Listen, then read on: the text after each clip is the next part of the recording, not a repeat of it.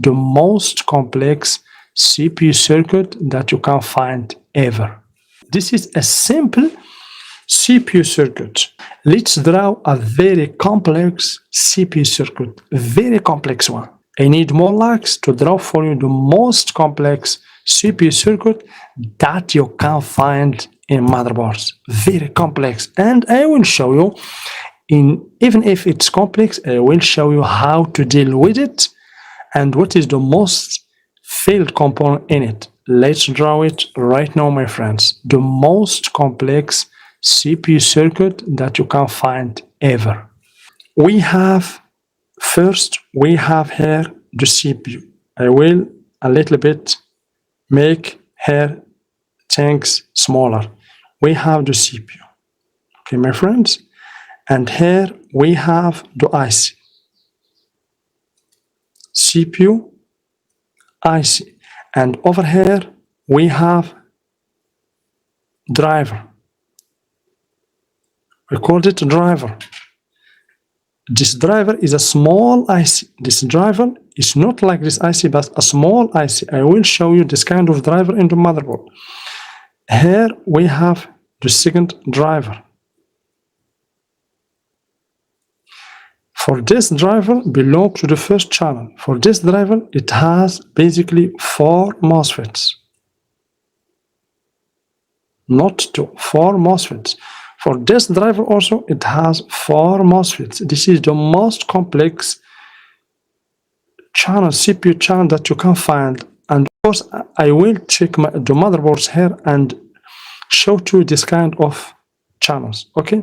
So, and of course, here we have, let's see, here we have inductor. Okay, here we're gonna connect everything. Don't worry, my friends. Plus VCC code. This is what we want to generate. Here also we have inductor like this in order to generate the same voltage plus VCC code. Good. So the CPU will send IDs like those. Will send CPU IDs, my friends, about 8 IDs. We call it CPU IDs or VIDs. Okay, my friends? Based on this ID, let's say the CPU is powered by 0.9 volts. Okay? Within the range. 0.9 volts within the range, my friends. Good. I will show you these IDs on motherboards. Please, before continue drawing this schematic, let me grab a motherboard and show you the IDs in order to be sure and to understand, and of course the proof. What is the proof? I will show you the proof, my friend. Now I will show you the proof. Give me just 1 minute to look for a motherboard where IDs are clear.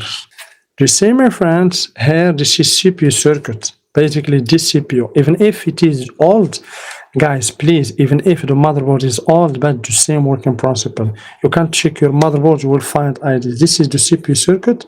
If I go here to the back, okay, this is the back of the CPU circuit.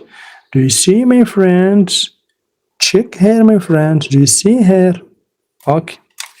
The problem, the zoom out and in problem. Let's do like this. Okay, this is the CPU circuit, my friends. This is the MOSFET tantalum. This is the tantalum capacitor in the output. Here I have the CPU circuit. Do you see, guys, here? Do you see those test points? We have 1, 2, 3, 4, 5, 6. Okay, we have 7, 8, 9, 10, 11. Because this point is not connected to this. You see the trace here, go here. So those basically, my friends, are IDs. Those basically are coming from the CPU. The IC receive those IDs in order to generate here. This is the input, this is the output. It receives this ID exactly as those.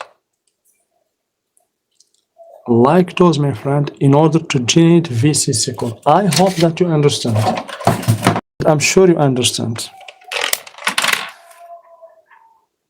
Please, my friends, just 1 minute. Did you ever watch like this kind of videos, or this is the first time? Let's first continue and completing this very complex schematic. So here we have drivers.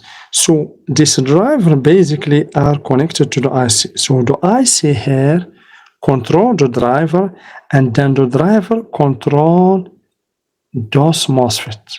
Okay, the same gate. And of course, those MOSFET, the drain here, as you can see, all drains here are connected, and here you can find many ceramic capacitors like this. And here we have what? We have the B plus here.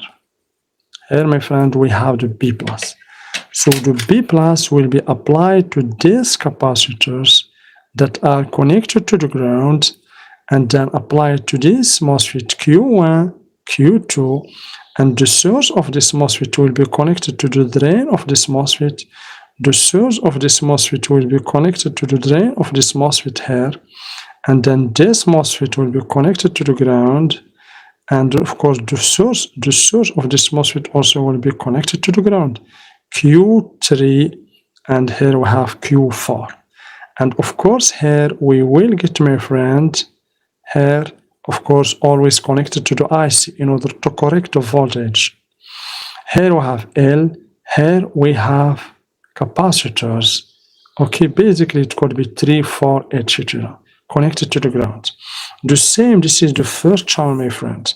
For the second channel, the driver also will be controlled by the IC, and the driver also will control this MOSFET and this MOSFET, and also control this MOSFET and this MOSFET. The drain of this MOSFET is connected with the drain of this MOSFET, and then connected to what?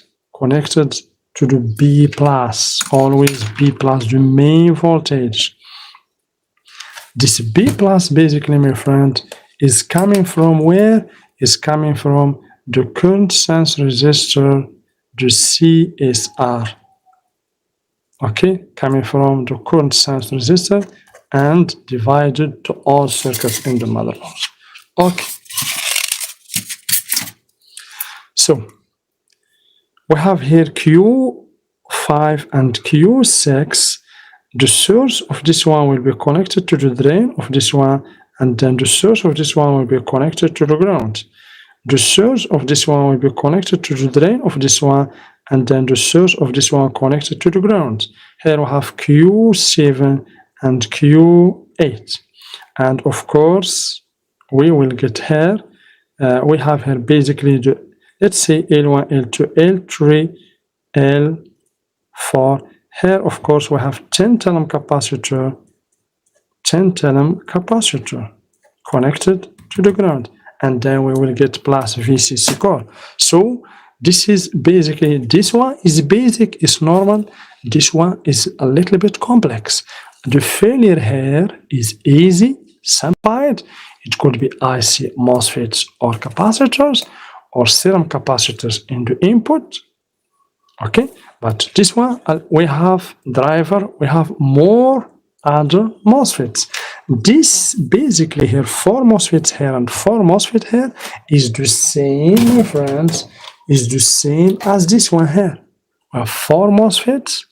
Also, we have here 4 MOSFETs and 4 10 ohm capacitors.